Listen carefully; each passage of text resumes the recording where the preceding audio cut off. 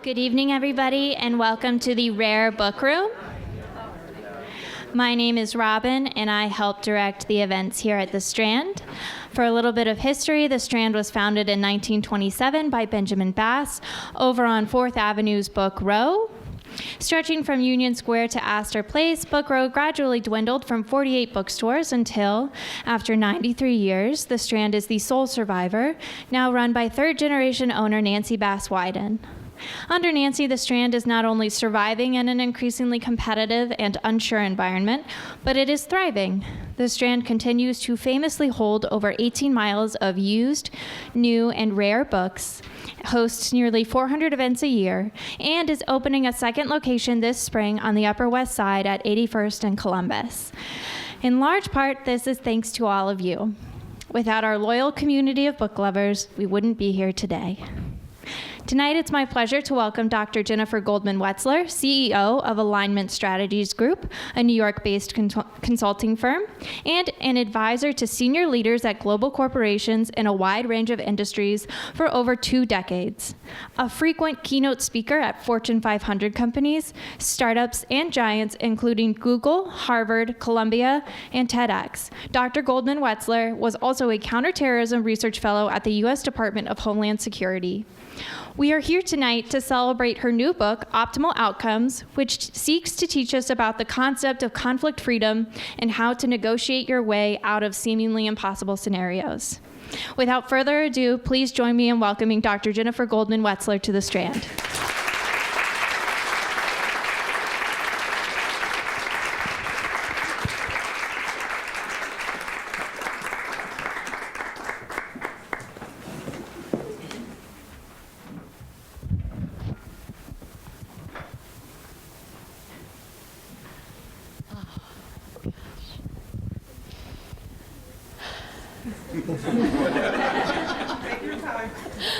That's what we're going to be talking about, just taking the deep breaths.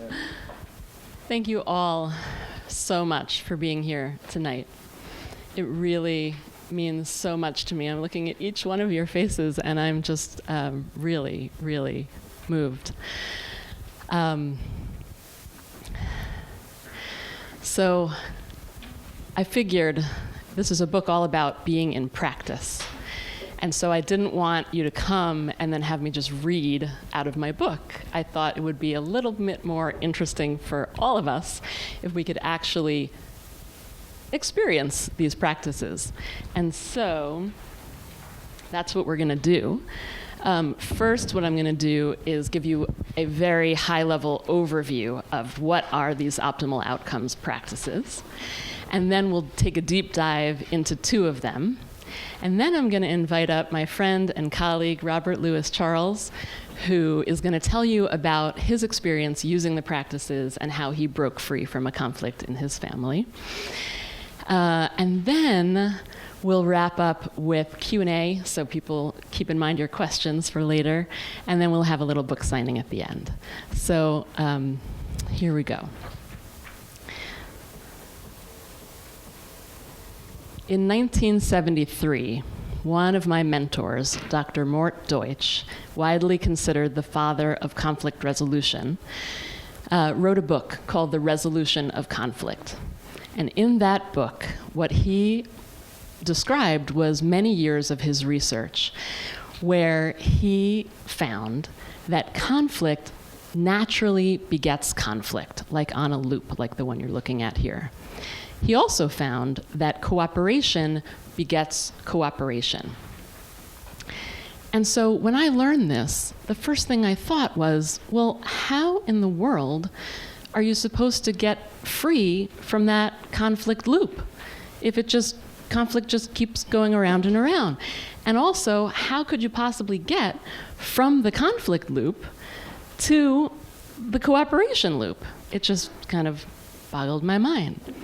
So I've spent the last 13 years trying to answer that question, and the answers are in the books that you're holding in your hands tonight.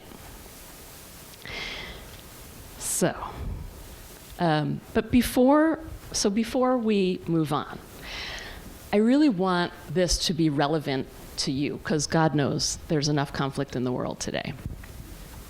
So I want to ask you to take a moment and to think of a situation that you know about. It could be one that's in your life that you're dealing with, a recurring conflict that feels like, oh my gosh, with someone I really care about, it just like goes around and around.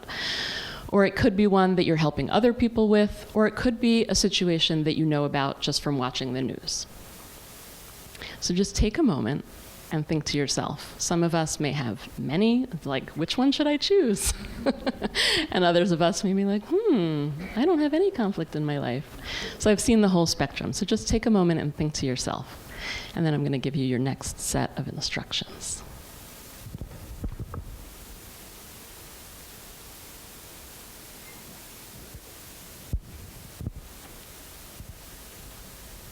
All right.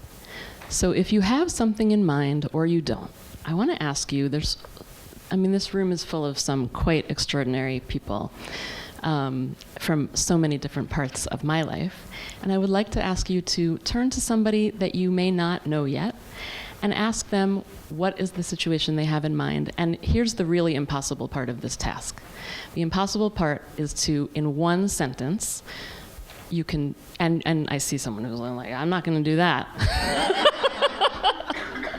So you can take a pass. This is like not forced sharing. You can take a pass if you want to, and just tell them in one sentence, who is this situation involved, like who's involved, and what are the people concerned about? Okay, and you can be as generic as you want so that you don't have to like overshare with someone you never met. But in one sentence, turn to someone sitting next to you, and if you want to pass, just say to them, you tell me about your situation. So just take 1 minute to do this, and then I'm going to ask for some examples from the crowd. So let's hear, for those courageous ones among us, just in the one sentence, who is involved and what are the people concerned about? Yeah. Israeli-Palestinian conflict. There you go, the quintessential one. First, right out of the gate. Joanne. Co-founders in a business who have very similar goals but radically different styles. Got it. Co-founders in a business who have similar goals but very different styles. Anne. The plight of undocumented immigrants in this country. Plight of undocumented immigrants in this country. Yeah. Colleagues with philosophical differences in how things should be done. Colleagues with philosophical differences about how things should be done. Yes, Sid. Partners picking a place to stay on vacation. Partners choosing a place to stay on vacation. Beth. Mine's not as deep as everyone else's, but just getting my daughter to do anything. Enough said. Getting my daughter to do anything at all. So we really ran the gamut here, right? From international Palestinian-Israeli conflict to getting my daughter to do anything, where should we go on vacation, colleagues in conflict, right? So these are all the kinds of situations that we're talking about. These are all conflict begets conflict. How do we get off the loop? So what I want to ask you to do is, as we go through the next few minutes of information, I want to ask you to actually keep your situation in mind that you just thought of and apply what we're doing to that situation. You also have pieces of paper on your chair, and you don't need it yet. You don't need it yet, but when in a few minutes, it'll be something that you can use and actually complete for yourself when you walk out of here on the way home on the subway or whatever. Okay. So let's get into this conflict loop. What does it really mean? So we're talking about conflict habits. There are 4 conflict habits, which we'll get into in a few minutes. And what happens is our conflict habits interact with other people's conflict habits, and they form a pattern of interaction that gets and keeps us stuck on this conflict loop. So the question is, how do we break this pattern? How do we break free? So the first thing to remember is stop trying to resolve something that has shown itself to be unresolvable, right? Instead, take what I like to call pattern-breaking action. Do something different than you've done before. So pattern-breaking action will break it'll break the loop. But the problem is that the loop is so strong, it is so self-reinforcing. You need something else to get you free from that loop. And that something else is what I have called an optimal outcome. An optimal outcome is like a magnet that pulls you out of the conflict loop. So the pattern-breaking action plus the magnet of the optimal outcome is what helps you free yourself from the conflict loop. But you can't even stop there. What you also want to add is a pattern-breaking path. So we'll talk in a few minutes, what is a pattern-breaking path, and how do you design one, and how do you take it, and how do you build it. So this is the whole story.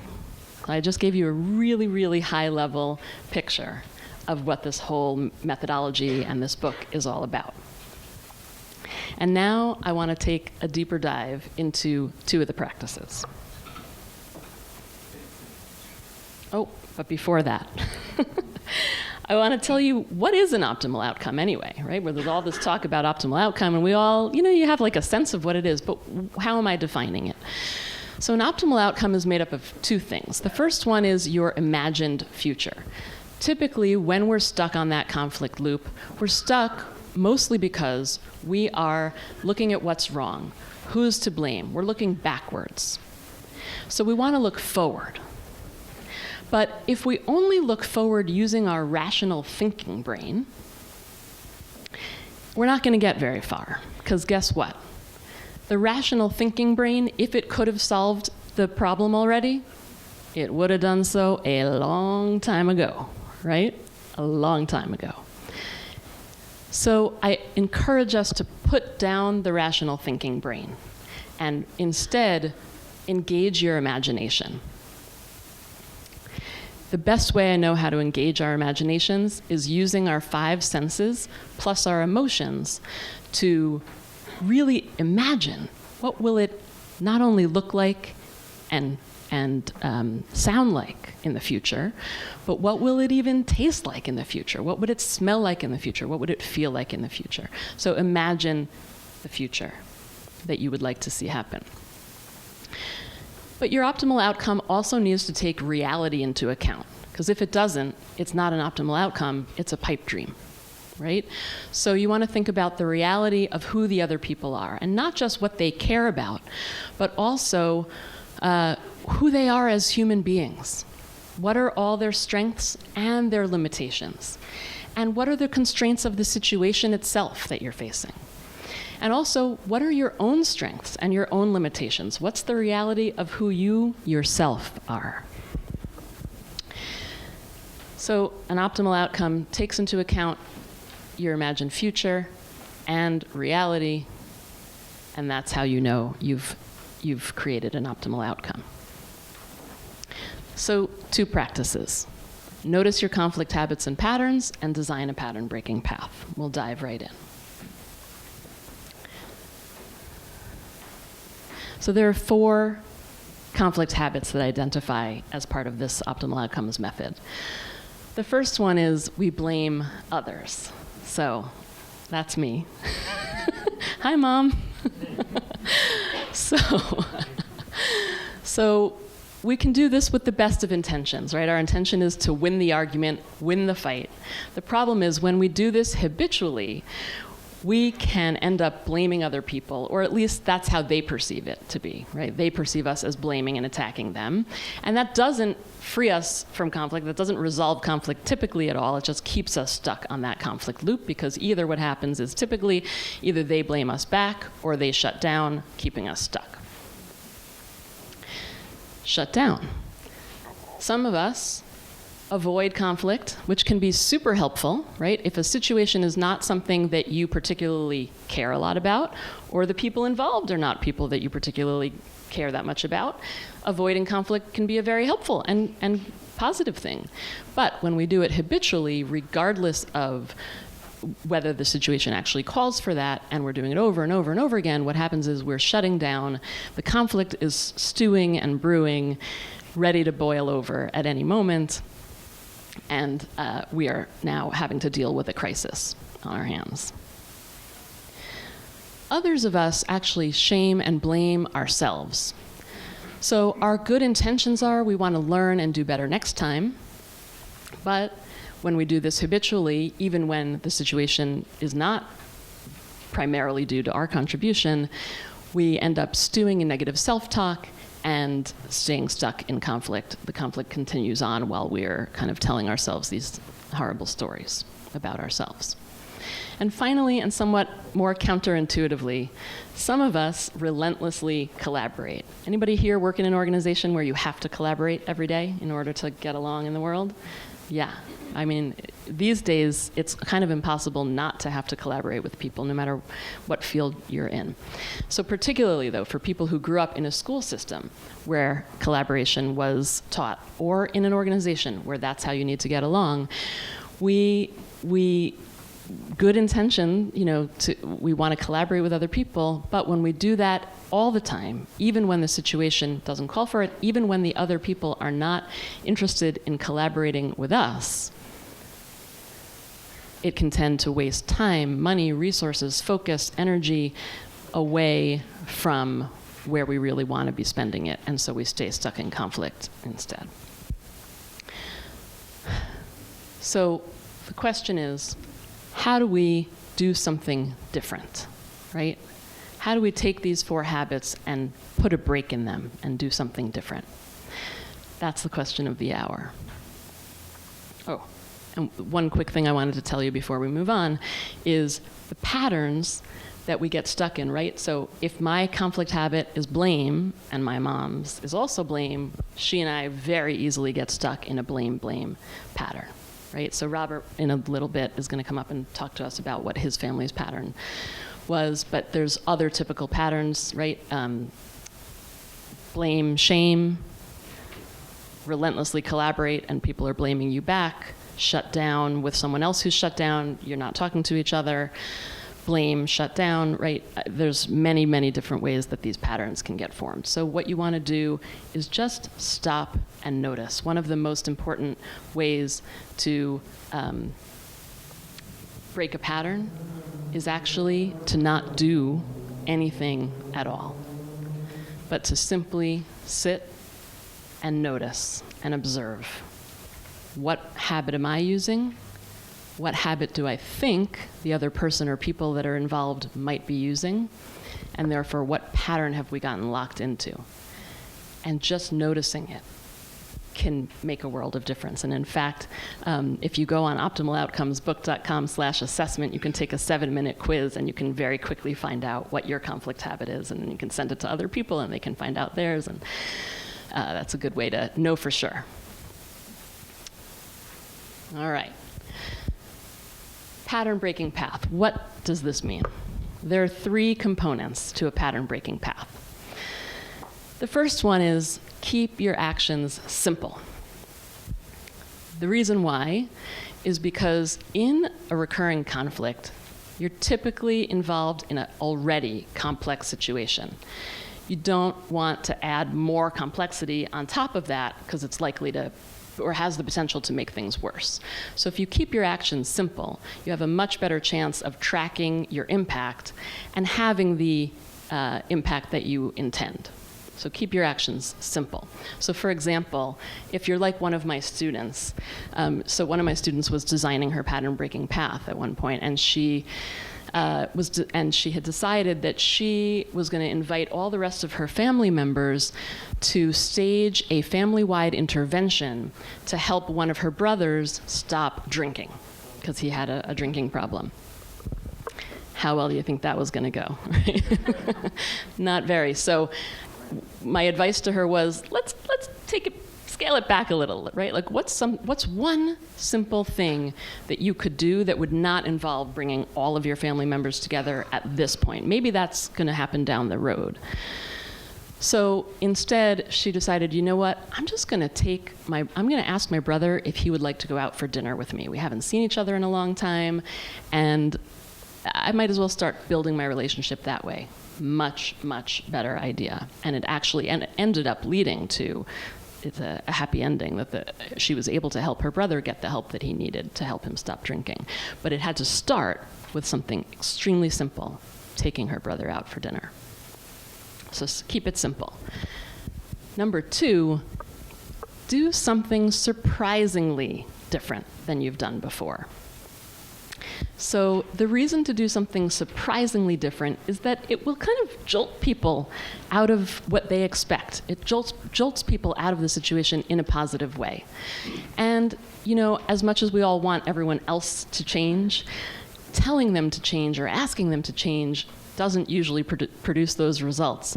But when we ourselves do something so surprisingly different from what we've done before, that's often what does jolt people. They want to reciprocate. There's a lot of research about reciprocate, and people want to reciprocate. So do something surprisingly different, do something simple. And then the third principle is have each action build upon the one that came before it. So a great first place to begin is just with yourself. And you can actually use these practices as a place to start. Just asking yourself, what's the habit I've been using? What's the pattern I've been stuck in? And noticing what those are is a great first step on any pattern breaking path. So, Robert, you want to come up and I'll actually sit in the chair that was designed to be sat in?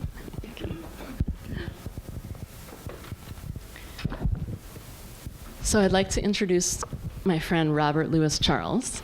He is the founder of the wellness firm Big to Go, and he is also a graduate of Columbia University's Spirituality, Mind, Body program, master's program in clinical and counseling psychology. And we met when he was a student in my course at Columbia. And he had such a breakthrough experience in the course using these practices that I asked him if he would come and talk to us just a little bit about what his situation was with his family that he was dealing with, and what the habit was that you noticed you were using, what the pattern is that you were stuck in with your family, and then how did these practices help you create and take a pattern-breaking path. Thank you. Well, first, thank you for giving me the opportunity to share how the framework really enhanced the conflict that I was dealing with, but also just enhanced the work that I do in wellness. So, I'm sorry to tell you all, but the situation was family. And I'm sure you all can agree to that, as we heard earlier. Just show of hands, who's dealt with family drama? Here we go. So the conflict was family drama, sibling rivalries, tension between parents and grandparents, the fight over assets and land and property, and who controls what. And so I was a few layers removed from the conflict. However, my mom was directly connected to the conflict. And so when the conflict was happening, it impacted me and it impacted our relationship. And so I recognized the habit that I was falling into. I'm a relentless collaborator. And part of that is, as Dr. Wetzler mentioned, the nature of my work in wellness. I'm working with clients, individual clients and client groups. So my job is to figure out and collaborate and help them get to their objective or goal or destination. And so I was carrying that habit in my personal life and in this conflict. And so I began collaborating with my mom. If she was upset, well, I would just let her stay in that space and I wouldn't say anything. If she was happy, I would let her do that. And then I just continued to collaborate with those feelings and emotions that she was feeling, and then think about, okay, well, what do I need to do to help bring them along? And so when I heard of the class and I also learned about the optimal outcomes framework, I knew this would be a powerful tool to break me out of that habit loop. But I also knew that the work needed to start with me. And this work was that was instrumental to the inner work that I began doing at that time. So outside of the relentless collaboration loop that I was constantly going in and through, I also noticed that my emotional state was to always be grounded. So I'm constantly collaborating with everyone to ensure that they're okay. And what was everyone else doing? Happy, sad, angry, yelling. Like you had told me the other day, they were in blame. Yes. They were kind of pointing their finger. So many people blaming others or blaming themselves for the reason why the conflict existed. And I felt like I was always the grounded individual who was thinking about, how do I bring family together?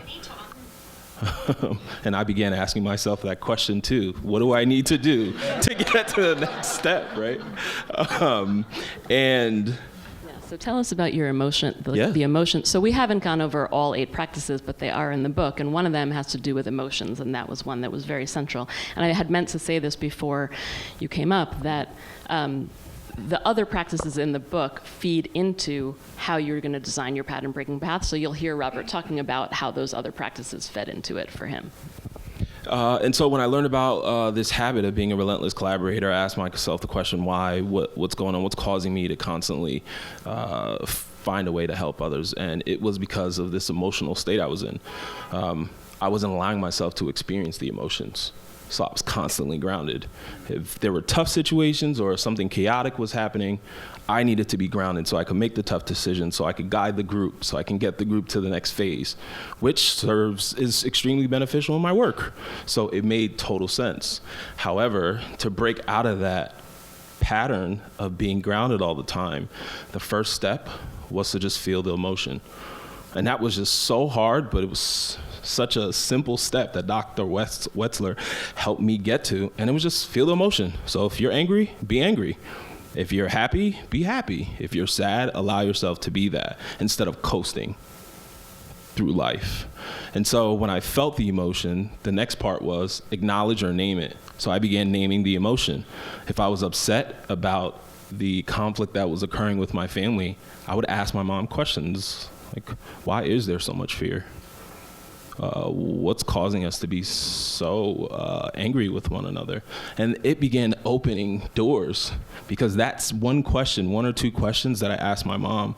She then began expressing herself and stepping out of her habit loop of anger and sadness. And last but not least, once I was able to name the emotion, I then went back to my natural state of being grounded.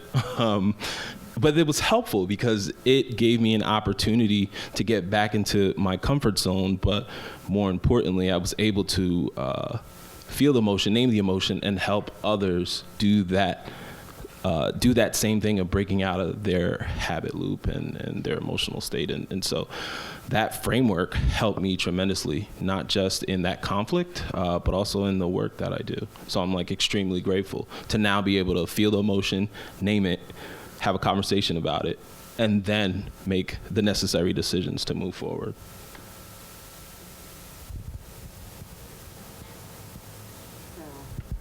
I want Robert to stay up here in case people might have questions for him in a few minutes, but just to add on to what Robert has said, I hope that his example, I thought it would be kind of, for people, a lot of people in the room have already watched me do the TEDx talk where I talked about my own very personal relationship with my mom and the conflict between us and how we broke through. And so I thought it would be kind of interesting to have someone else's perspective. And I hope not only interesting, but also inspiring to know that there are things that we can all do to break those conflict loops and achieve an optimal outcome. You haven't said so much exactly about how the situation itself shifted. Mm-hmm. So I don't know if there's a sentence that you want to say or about how the situation itself shifted as a result of you doing that practice. One, it empowered my mom to remove herself from, not to avoid the conflict, but remove herself from the chaotic pattern that was happening. among other family members. And then also, too, to step in and name her emotions. And so it gave her a voice. And I think that's what she was looking for all along, and so she found it. So your ability to do it for yourself helped your mom find that ability as well. Correct. Great. So in summary, to wrap it all up for tonight, I will say the whole key is notice where you're stuck, notice how you're stuck, and then ask yourself, what could I do that will be different from what I've done before? And when you do, I would like to make a promise to you, because this is not easy work, right? But the invitation is to really do the work. The promise that comes with that doing of that work is that you will actually physically feel like a weight has been lifted, like you can hear in Robert's story, that there's a shifting that takes place in the situation that you could have never predicted.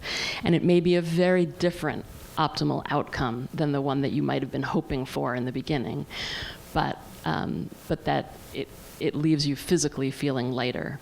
And I know that's true because I've experienced it myself. I've watched experiences from so many clients and students like Robert's describing, and I wish that only for all of us here tonight and for the rest of the world who we know needs it so desperately. So I hope we'll all go out and be these optimal outcomes ambassadors, not only in our own lives, but also for everyone who comes into our own paths. So please do something different, do something pattern breaking. Thank you so much.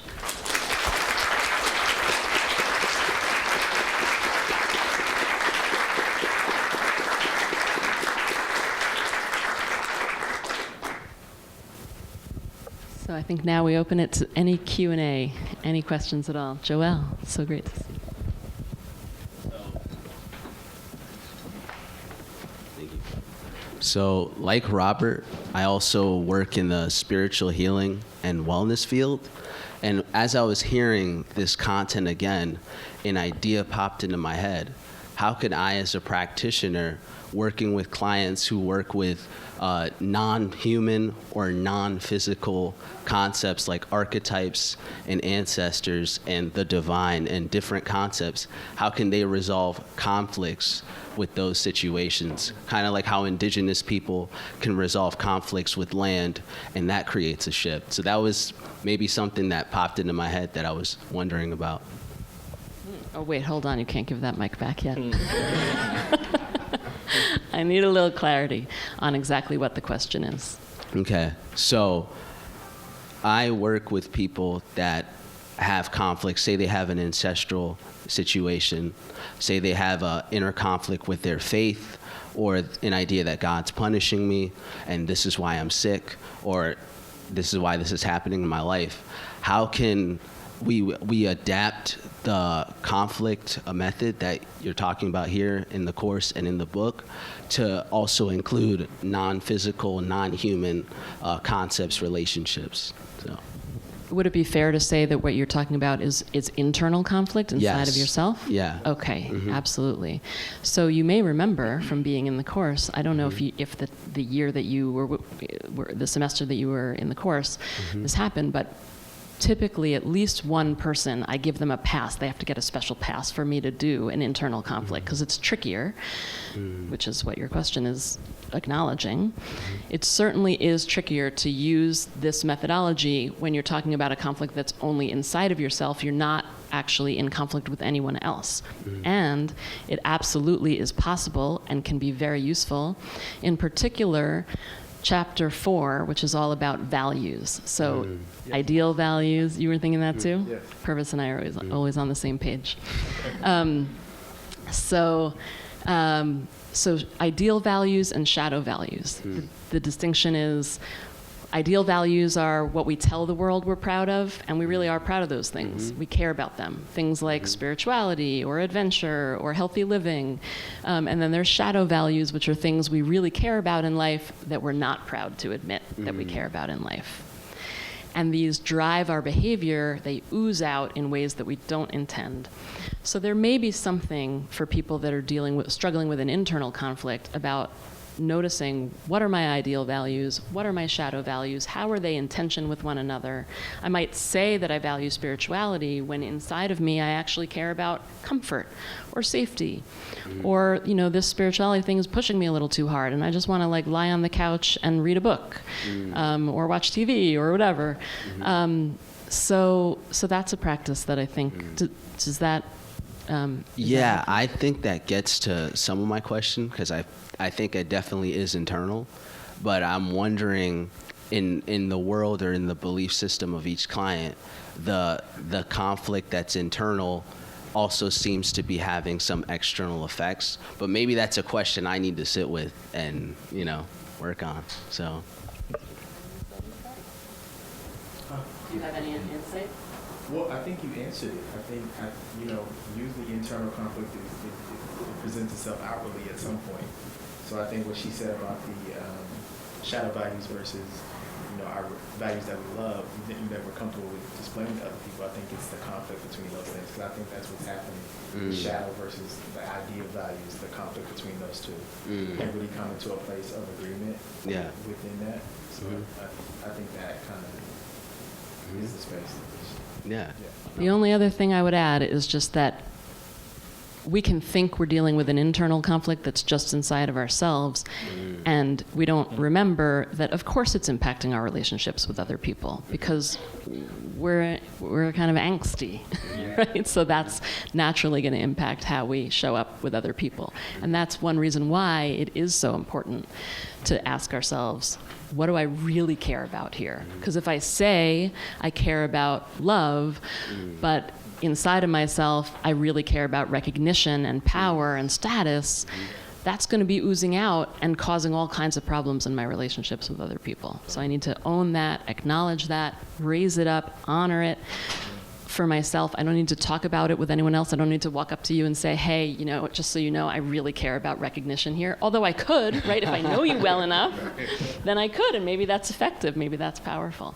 But if I don't, I can just know it for myself and ask for that recognition in other more helpful ways than maybe I have been in the past. If I may add, I just want to quickly add that exercise in the framework freed me and liberated me, because I had hidden values that either I was afraid to express or didn't know existed, or I was using another word for it. And so when the shadow values that I really cared about came to light, it made it easier for me to begin having those conversations with my mom and everyone else, because I then had the right word to begin communicating how I felt and what that meant to me.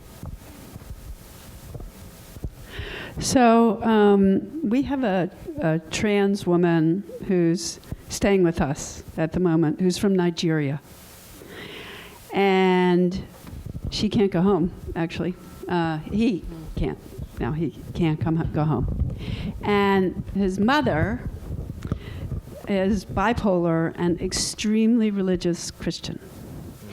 And gets on the phone, 20-year-old, for like 2 hours without letting this person get a word in edgewise, and talks about going to church, reading the Bible, and getting out of this situation. So the advice that I gave this young person was, your mother's not healthy for you, but also this young person's being supported financially, so it's very tricky.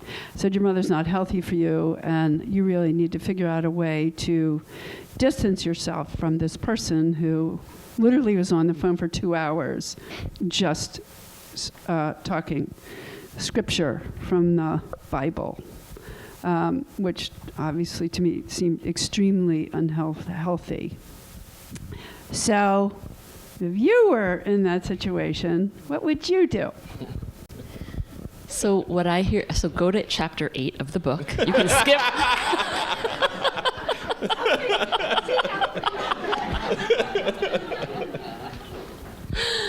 Skip all the way to chapter 8, because what chapter 8 is all about is about, what I hear you really talking about is comparing the costs that this person's going to pay if he chooses to walk away from his mother versus the costs of staying stuck in conflict with his mother versus the costs that he might pay for any any ideal future that he could potentially imagine with his mom. And this is such a powerful exercise because we can fantasize and fantasize and fantasize about, wouldn't it be amazing if I walk away? And then we realize, or wouldn't it be amazing if I could achieve this ideal future that I have imagined? And then we realize neither one of those is realistic, because if I walk away, I'm giving up the financial security that I have. I'm giving up my mother.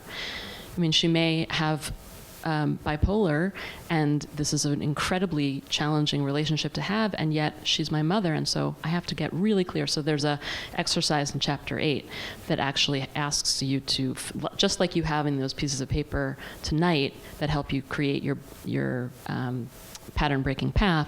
In chapter 8, if you go online to optimaloutcomesbook.com, and also in the book, you'll see there's templates for how to do a cost-benefit analysis. Which way am I going to pay the most cost? And seeing it in black and white helps people come away from fantasizing and get grounded in reality. Well, maybe I'll buy a book and give it to her. You could do that too. Thanks, Anne. I think we had over here, and Adam, and Nico.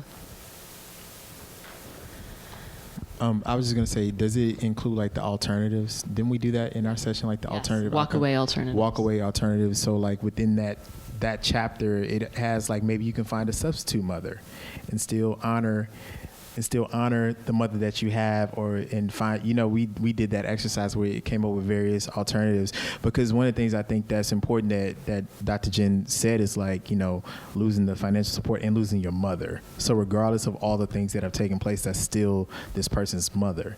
And so like the idea of just leaving, cutting it off totally it's kind of abrupt and brutal, but coming up with alternative solutions and finding a way to manage that, though that exercise really helped transform my situation. I know it's transformed a ton of people's situations. So that chapter is very, very key. So maybe I'm over-indexing on the two things that were just most immediately discussed, but as I'm thinking about this, I'm thinking about sort of the intellectual heritage of the work you've done. And I see one thing that's come out in this sounds to me like it has a lot of kinship with Bob Keegan and Lisa Leahy's immunity to change work. And the other thing I'm hearing is a lot of affinity to a variety of different kinds of research on negotiation, right? So sort of best alternative to no agreement and things like that. I'd be interested in sort of how you think about the different intellectual traditions that sort of pull together to form your theory. Yes, absolutely. Great question.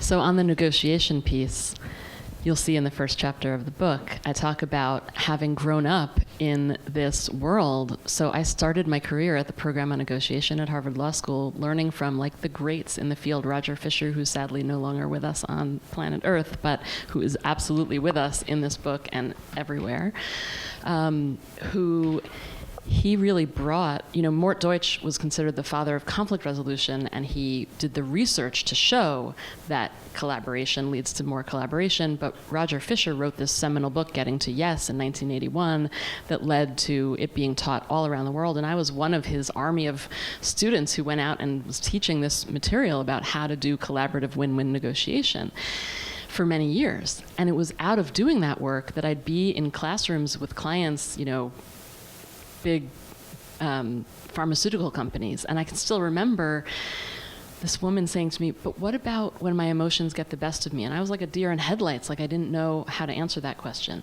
And then for me, watching in 1995, this Israeli-Palestinian situation that looked like it was going and going to work, and Bill Clinton, was signing peace agreements with Jordan and Israel and Jordan. And then all of a sudden, an Israeli right-wing Jew shoots Prime Minister Yitzhak Rabin in Israel, and boom, the whole thing's gone. And it's now been 20 plus years since that. So when I saw those kinds of situations, and there were people who were well trained in Roger Fisher's win-win methodology, diplomats, working on those peace agreements, and I thought, there's got to be something missing here. There's got to be something that needs to be filled in. So that's what this work is all about. It's about what do you do when those well-worn, well-tested collaborative methods don't work. And then to answer the piece of your question about, or your comment about Lisa Leahy and Bob Keegan's work, Immunity to Change, and for anyone who's not familiar with their work, it's really amazing work. And I encourage everyone to look at it, and it's particularly chapter 4 about shadow values and ideal values is very similar to their work.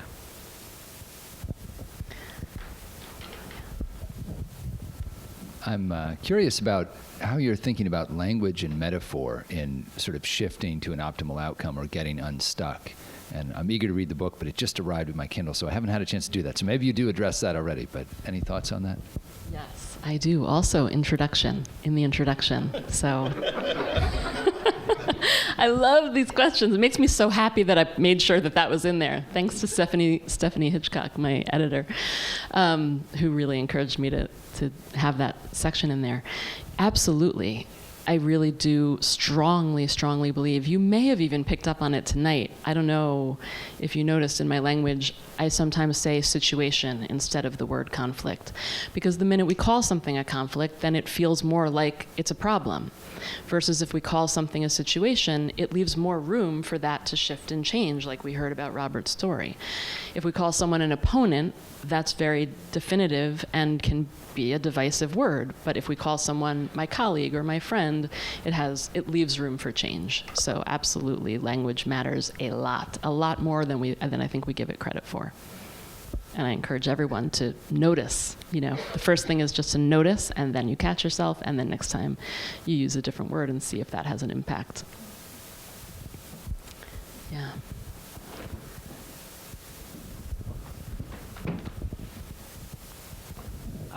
How do you, I guess if you have a lot of emotional intelligence and you're very mindful, identifying your shadow values might come easier to you than if you're, I'll say it for myself, if you're Greek and you love drama and you just get into, and you love, you grew up in households with people that grew up in households where they just thrive in that conflict loop.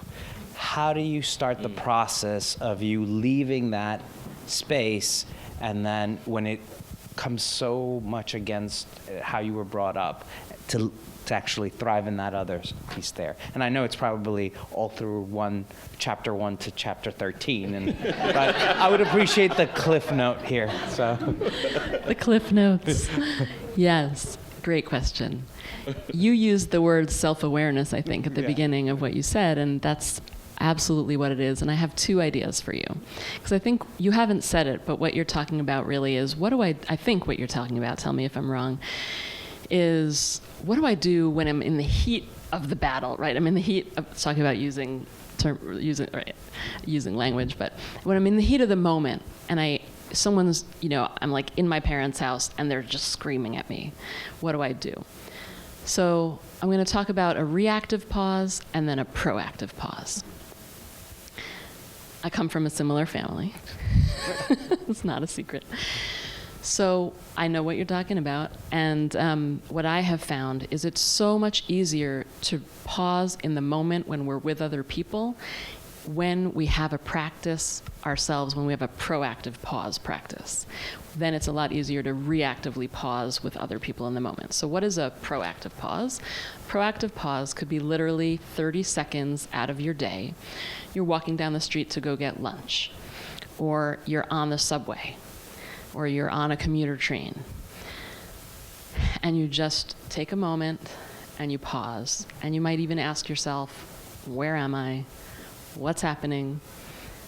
What am I feeling, right? If you're like what Robert described, naming my emotions, like how am I feeling? You could even do it right now, right? How am I feeling?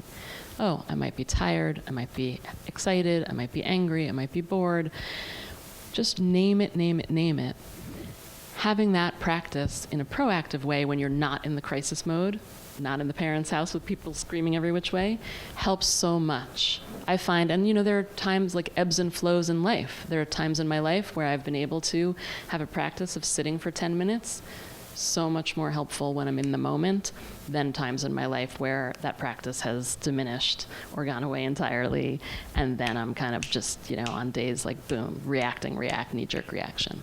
Awesome. Yeah, that's exactly what. I'm not sure what chapter my brother's in, but maybe you could tell me. As opposed to the anger and the explosions, this is 50 years of, and he's my brother and my business partner, at a level of complexity. But 50 years of built-up hostility, resentment, blame. You always control. You decide what we were watching when we were 12, like that type of thing. And now you're dealing with business issues. How do you? And when you're dealing with two stubborn people who, and it's like a powder keg, and you don't want it to explode, so you live in this shut down area, and everything's it's there all the time, but we both ignore it. Like, how do you broach that other than both people reading the book and going to therapy or something like that? How do you do that without, when you know there's a potential explosion that could happen, so you just avoid it for years and years? Right. Well, there is actually, so one of the stories that runs through the book is about two people named Bob and Sally.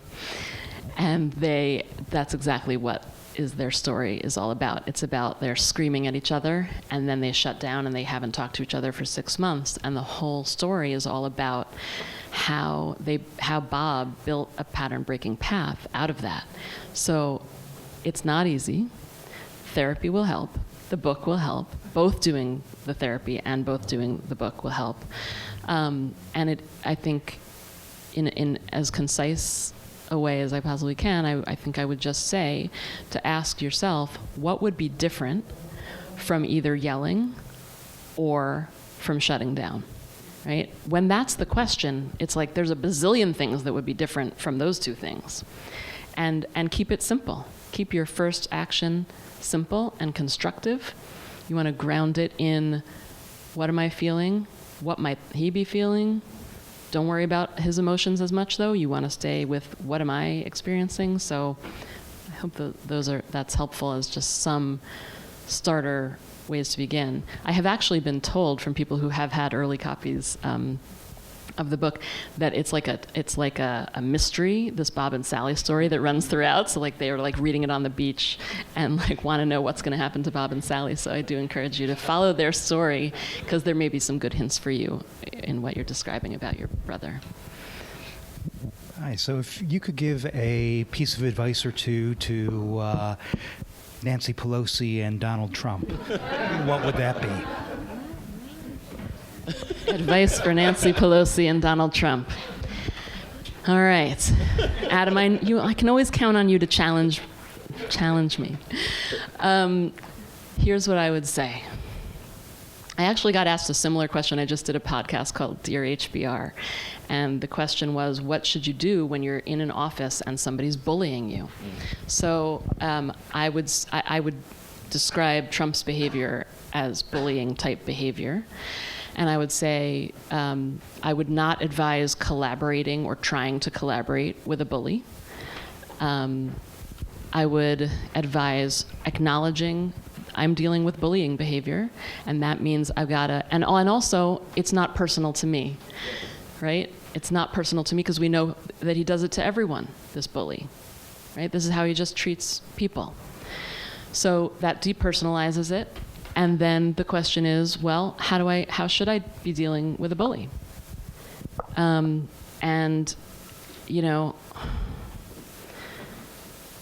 the reason why that cost-benefit analysis, I think, can be so powerful and important is because what we know is we can't walk away, right? There is no alternative here. There is no BATNA. There is no best alternative to a negotiated agreement, because this is the person that we're dealing with, and that's what makes it so tricky. So we're stuck with either paying the costs of staying stuck in conflict as we are, which Nancy and Trump are just going back and forth, or trying to develop what is an ideal future given the reality of this person who we're dealing with. So I don't have a particular answer for what exactly Nancy Pelosi should do, but I can say she's got to look at those two pieces. Don't be in fantasy land about, we've got at least this year, 2020, hopefully not longer than that to go. But certainly I think we learned from Hillary, don't try to collaborate, don't try to pretend this person's not bullying you right when he's like behind her on the stage, acting like a shark. Like, I think I would have wanted to, if we could go back in time, would have been great for her to have called him out on that behavior and look at him and go, what the hell are you doing, man? Right?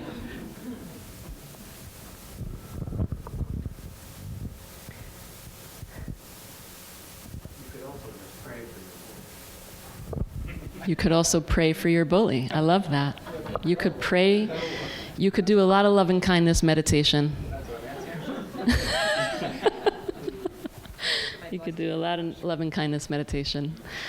And that's in the book too. Thank you all so, so much.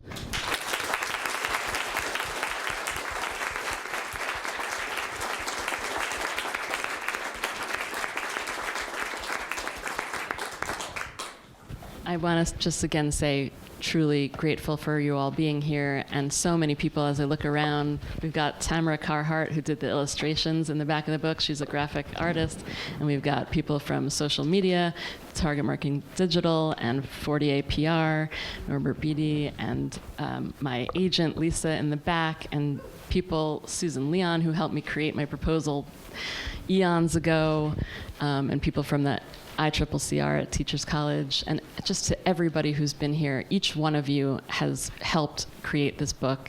People who gave me feedback on the drafts, friends from so long ago, students in the course. So just thank you so, so, so much for all being here. It means so much to me.